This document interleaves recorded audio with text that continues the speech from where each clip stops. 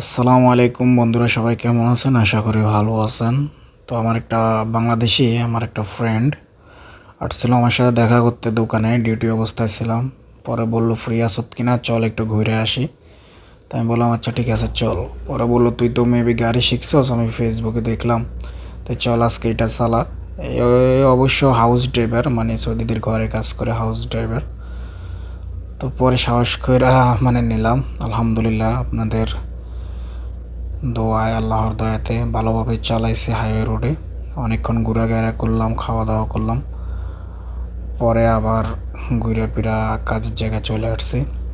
তো অনেক মজা করছিলাম আর কি, একসাথে গাড়িতে বসে গান টান বাজতেছিল। অনেকক্ষণ ঘোরাঘেরা তারপরে আবার চলে আসছি।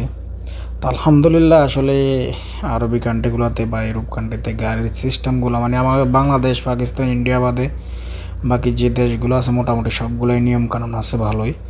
সিস্টেম অনুযায়ী চলে, কোনো হরন নাই, কোনো হামামি নাই, ট্রাফিক পুলিশের কোনো দরকার নাই। সব গাড়ি সিগন্যাল, ইশারা, লাইটের মাধ্যমে চলতেছে। অনেক সুন্দর সিস্টেম। অতিরিক্ত প্রয়োজন না হলে হরন বাজায় না। যেদিক দিয়ে আসতেছে আসতেছে, যেদিক দিয়ে যাওয়ার কথা যাইতেছে। সব কিছু মিলে আলহামদুলিল্লাহ। তো নিজের কাছে একটু প্রাউডফুল মনে হইতেছে গাড়ি চালাতে পারছি। ওকে, সবাই ভালো থাকবে।